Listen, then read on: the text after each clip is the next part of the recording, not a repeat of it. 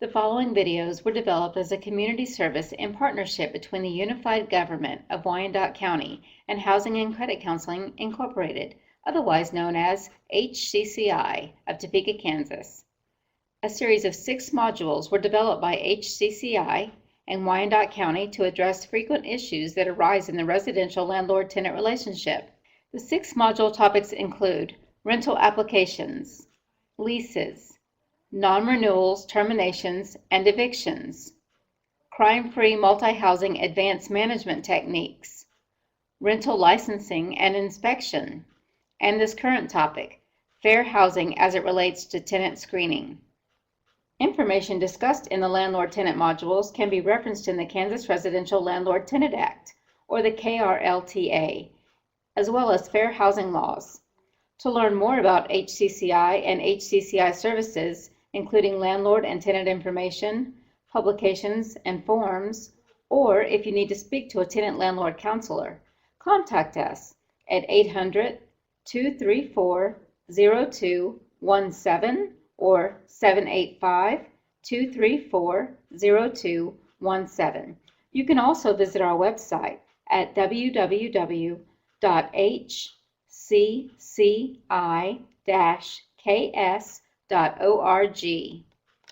Introduction to Fair Housing, Screening Applicants for Tenancy.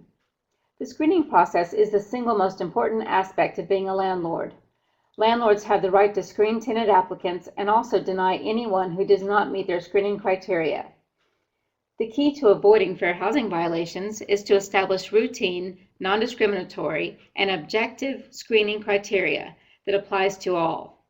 So how does this informational video involving tenant screening apply to fair housing? Well, you must comply with fair housing law in every aspect of the rental relationship. Many housing applicants experience very real housing discrimination. On the other hand, many landlords do not intentionally discriminate. They don't always understand how some actions can be discriminatory in nature and that violations could result in a fair housing complaint, or even worse, a lawsuit. This video covers many common issues which apply to screening tenants, but does not by any means cover all fair housing topics. If you have questions, you can contact HCCI for additional information. In 1968, the Civil Rights Act, also known as the Fair Housing Act, was established. The Act provides protections for the following 7 groups based on race, religion, color, national origin or ancestry, sex, referring to male or female, familial status, referring to families with children, disability, or handicap. Let us expand a little on the protections of familial status. It protects families with children under 18 years of age, to include pregnant women.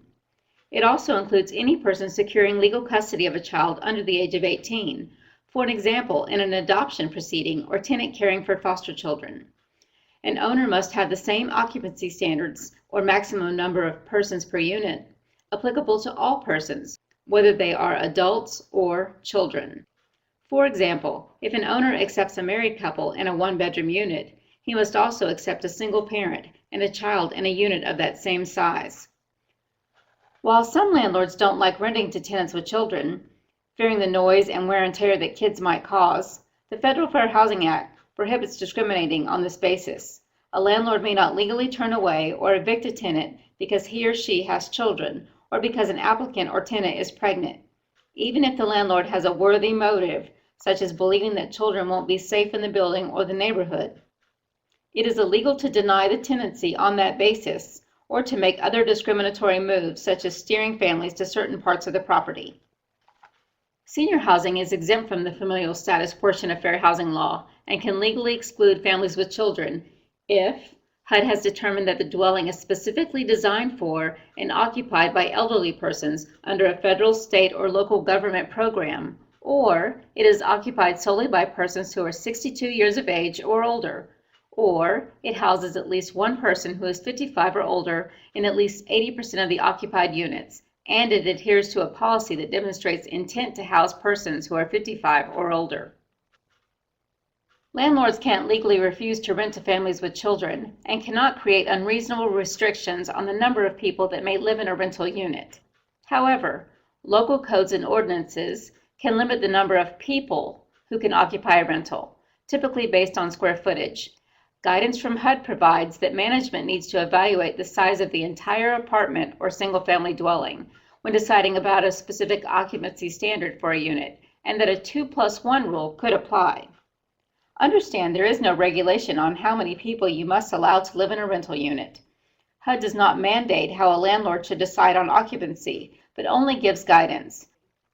The 2+1 rule acknowledges that most dwellings are so configured that it would be reasonable for a landlord to develop a policy of 2 to a bedroom and for at least one person to use some non-bedroom space, such as a loft, den, or living room, as a sleeping area. The safest guideline then is probably this: if you are going to have an occupancy limit, it should be based on the number of people allowed, and it should not limit or even mention the number of children. Fair housing protections. States must recognize all 7 federally protected groups: race, color, national origin or ancestry, sex, religion, familial status, and disability. They may add more protections. Kansas protections mirror federal law and also recognize ancestry as a protected class.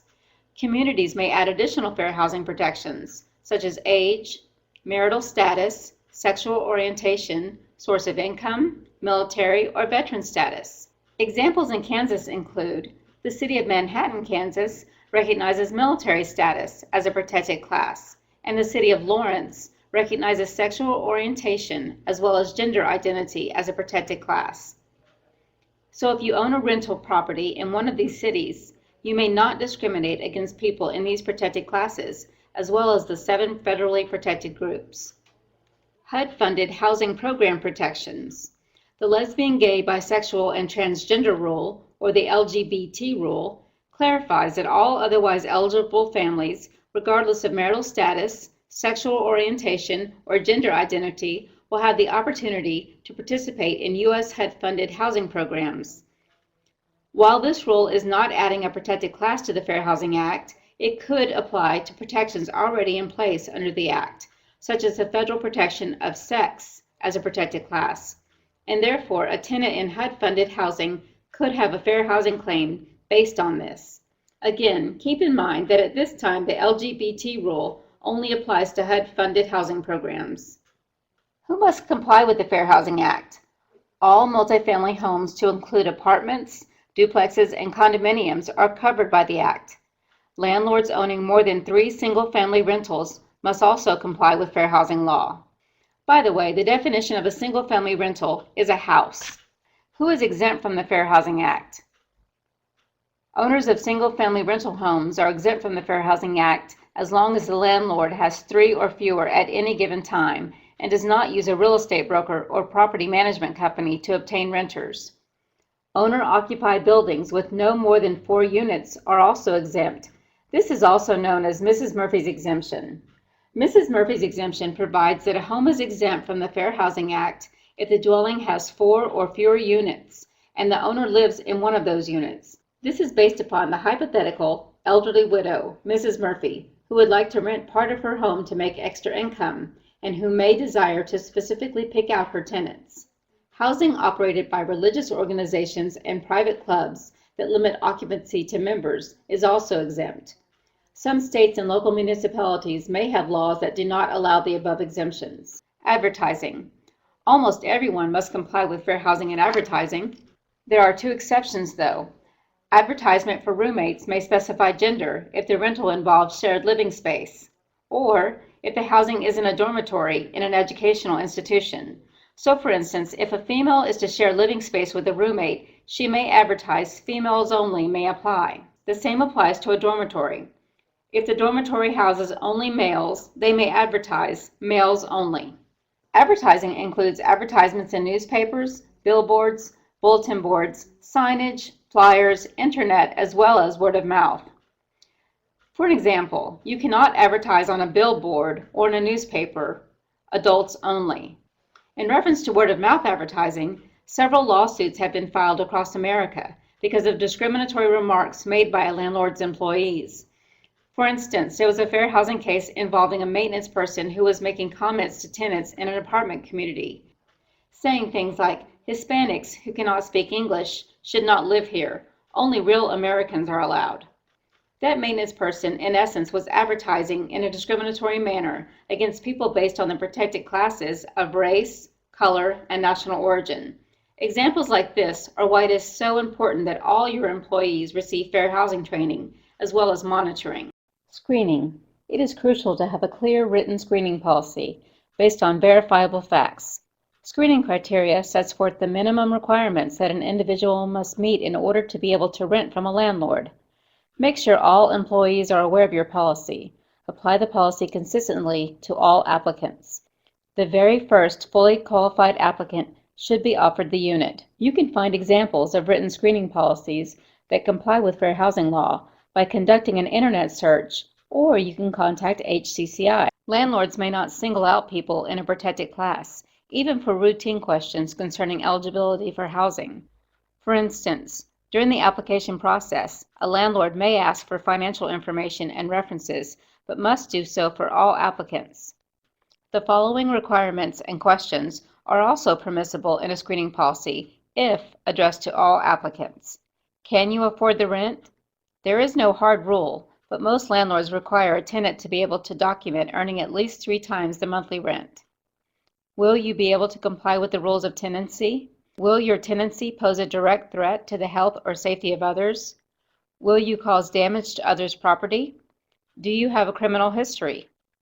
Are you currently using drugs, or have you ever been convicted of the illegal manufacture or distribution of a controlled substance? Perhaps you've never heard of a reasonable accommodation, or maybe you have, but are not exactly sure what it is. A reasonable accommodation refers to rules, policies, services, or even the physical structure of a rental unit, so that a tenant with a disability can have full use and enjoyment of the rental property, just as a tenant without a disability would have the same benefit. A reasonable accommodation can allow the applicant with a disability to meet essential requirements of tenancy. Applicants and landlords are each responsible for working together to identify the specific accommodation that each accepts as reasonable. There is no obligation to provide an accommodation requested by a person with a disability if to do so would impose an undue financial and administrative burden on the landlord or fundamentally alter the nature of the housing program.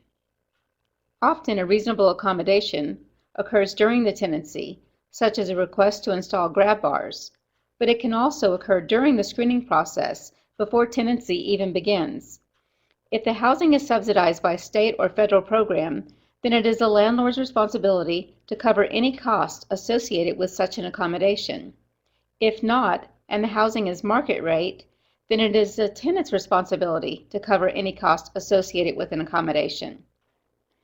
An example of a reasonable accommodation during the application process could be a request for assistance in filling out an application due to a tenant's cognitive disability, which, by the way, doesn't cost a dime. Do not screen based on any disability-related presumptions about the applicant's ability to meet the essential obligations of the lease. For example, you are worried that due to an applicant's mental health issues, he might cause problems in the community. It is also illegal to ask an applicant if they are disabled, and to ask an applicant with a disability, can you take care of yourself? Oftentimes, someone with a disability will have a friend, family member, or care worker come into their rental to cook and clean for them, or bring the rent check to the office on their behalf. As long as the tenant is complying with the terms of the lease and is not in any safety or health jeopardy, then you need not be concerned.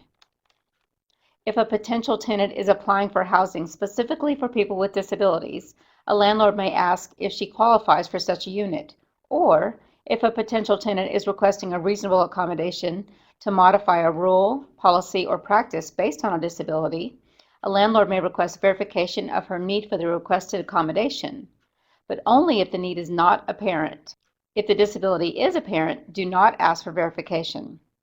So, for example, if a tenant is clearly in a wheelchair and is requesting a ground floor unit, do not ask for a verification from a professional that the tenant needs a ground floor unit. If you cannot tell that a tenant has a disability and he or she is making an accommodation request, then you can ask that a professional, usually a doctor, but not always, give you verification of the need for the accommodation. If a tenant wants an accommodation, then the tenant needs to request it. The request is not required by law to be in writing, but it's a good idea. A tenant does not have to use the formal term reasonable accommodation. Instead, they can describe their need, and you as a professional should understand they are requesting an accommodation. For example, if an applicant with a cognitive disability says he or she cannot understand the application, then you know they are asking for a reasonable accommodation that you help them read it or fill it out. They do not actually have to use the term reasonable accommodation. If an applicant with a disability cannot satisfy the requirements of screening because of previous rental history, a landlord must, if requested by the applicant, consider whether any extenuating circumstances related to the disability could be verified to explain and overcome the problematic behavior and permit a reasonable accommodation that will allow the applicant to meet the requirements. Perhaps, for example, a tenant with a mental health disability has a bad tenancy record as a result of failure to take proper medication. If the tenant provides evidence to the landlord that he or she has made arrangements that ensure the tenant will now take the medication, such as daily nurse visits or verifiable written proof from a professional stating the tenant is now in compliance with taking medication, the housing provider may need to waive rules requiring rejection of applicants with bad tenancy records, and therefore the tenant would not be denied tenancy based on this criteria. Discrimination during screening may include inquiring about a tenant's race, color, religion, or other protected characteristic during the application process. Pooling applicants. Pooling applicants refers to receiving many applications in a short period of time, and instead of screening them on a first-come, first-served basis, a landlord picks and chooses applications to screen. Steering. An example of steering is directing applicants with children to a particular building. Setting up different screening standards. Preferences advertised in newspapers, for example, adults only or ideal for one person. Requiring a higher security deposit for tenants using a wheelchair due to damages that may or may not incur. False denials of availability. Refusing to rent to a person who resists the landlord's sexual advances or verbally abusive comments due to an applicant's sexual orientation. Raising rental prices for no other reason than to keep tenants in a protected class out. Strive to treat everyone the same and be consistent. Rejection of rental application. Rejection of a housing applicant is justified if that applicant cannot meet the objective obligations that apply to all tenants. An objective reason to deny an applicant is something that is measurable and verifiable. Examples of reasons for denial include: do they have past evictions? Would a prior landlord rent to them again? Based on your criteria, applied to everyone, can they afford the rent? A landlord should never use a subjective reason for denial, meaning a reason that can't be verified. Example, you have a bad feeling about the applicant because of his race. The Fair Housing Act is enforced by the U.S. Department of Housing and Urban Development and by the U.S. Department of Justice, as well as through private lawsuits filed by individuals. If a case is ever filed against you, you will probably be told ignorance of fair housing law is no excuse. Therefore, training is so important. For more information about training opportunities, you can contact HCCI. The cost of discrimination can be very high. A property manager or landlord could be sued. A property manager could lose his or her job. A subsidized housing agency could lose federal funding, and a landlord and even property manager can be ordered to pay big money damages for a tenant's actual financial losses and attorney's fees and emotional distress. Fair housing can be very complicated. If you'd like more information about fair housing, contact HCCI. You can contact us at 800-234-0217 or 785-234-0217 or visit our website at www.hcci-ks.org. Thank you.